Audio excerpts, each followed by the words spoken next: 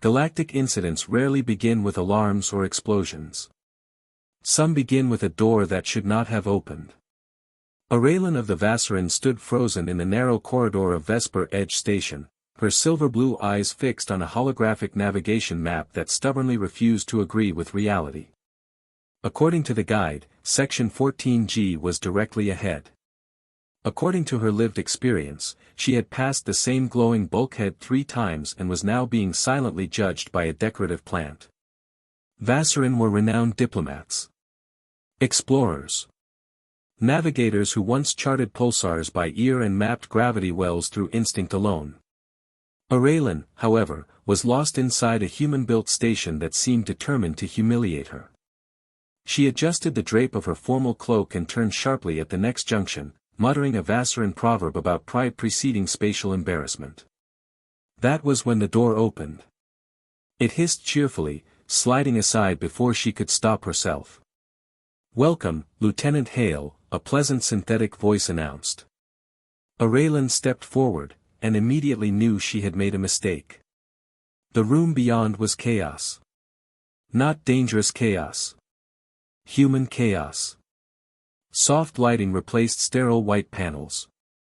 A wide viewport spilled starlight across mismatched furniture.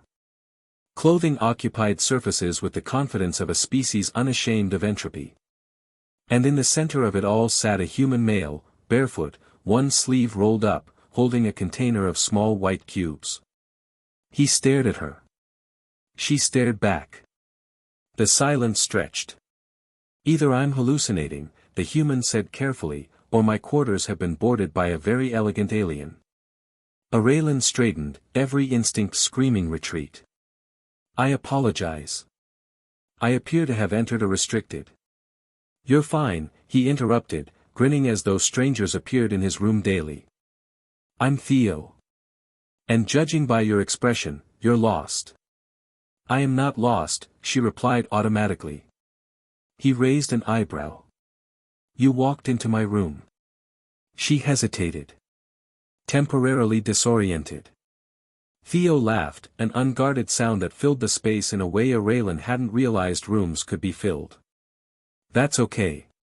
Happens to me too. Usually emotionally." Her ears flicked in confusion. Humans joke during first contact. He gestured to the container. "Marshmallow?" She eyed it like a volatile substance. "What is it?"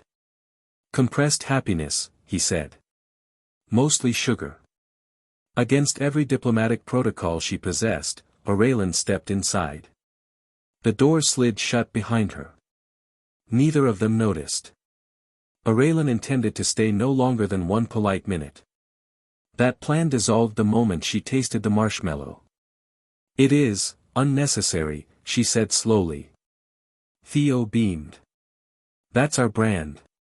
She found herself sitting, then laughing, an unfamiliar sound escaping before she could stop it. Humans, she discovered, live surrounded by objects that serve no purpose beyond comfort. Blankets. Music devices. A mug that declared, "Trust me, I'm the pilot." Theo brewed tea that smelled faintly burned. Aurelin explained that Vassarin tea sang when brewed correctly. Theo attempted to replicate it using a spoon and enthusiasm. The result was energetic. They talked. Not like diplomats. Like people. She spoke of crystal deserts that hummed beneath twin moons. He spoke of growing up near scrapyards where children built gliders from wreckage. Their worlds collided softly, without ceremony. Hours slipped by unnoticed. When the station curfew chimed, neither moved. Aurelin surprised herself by staying. Morning arrived disguised as artificial dawn. Aurelin awoke wrapped in a blanket, the human asleep in a chair, one sock missing. A cleaning drone beeped irritably at the mess. The domesticity of it unsettled her more than any battlefield. For days, the room became something impossible, a space untouched by rank or duty. Aurelin's presence quietly altered it. A woven scarf draped over a chair. A translator disc on the table. Theo began keeping 2 mugs. One read, Official Ambassador of Marshmallow Affairs. You realize this compromises your reputation, Aurelin said. Theo shrugged. Worth it. They sang. Poorly. Human karaoke met Vassarin harmonic theory in a sonic event that temporarily disabled a service drone. Theo laughed until he cried. Aurelin decided she liked the sound of that laughter far too much. But reality pressed closer. Alerts echoed through the station. Duties waited. The universe did not pause for stolen warmth. One night, as they watched racing ships streak through a plasma corridor, Theo spoke quietly. Space feels big sometimes. In Vassarin philosophy, Aurelin replied, the universe listens. What does it hear? She glanced at him. Right now. Two beings pretending tomorrow isn't coming. Tomorrow arrived anyway. The summons cut through breakfast, interrupting Theo's attempt at constructing a sandwich of alarming geometry. Ambassador Aurelin. Immediate debrief required. The room felt smaller. Theo stood first. You'll have to go. I was never meant to stay, she said, though the words hurt more than expected. She stepped close, placing her hand over his chest, a Vassarin gesture reserved for bonds not easily severed. His heartbeat was fast. Human. Alive. For a short while, she said softly, the galaxy felt manageable. Theo smiled, brave and flawed.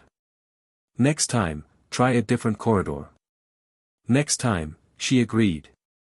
The door closed behind her. Theo returned to duty changed. Quicker to smile. Slower to despair. Weeks later, he found something beneath his pillow, a small woven cloth, silver and indigo. A Vassarin bond token. Pinned to it was a note. Next time, try getting lost on purpose. Theo leaned back, staring at the stars. For the first time, they didn't feel so distant. The galaxy would never record the incident as significant. No treaties were signed. No wars avoided. No medals awarded. Yet something fundamental shifted. Aurelin carried the memory into every negotiation. She listened more. Laughed once, unexpectedly, during a council session, startling 3 ambassadors and herself. Theo continued flying missions, piloting through chaos with steady hands and a private warmth he guarded carefully. Across species, across stars, they had discovered something civilizations often forget. That connection does not require permission. That comfort can be revolutionary. That sometimes the most important doors are the ones we open by mistake. And somewhere in the vast dark between systems, 2 beings waited for the universe to get lost again.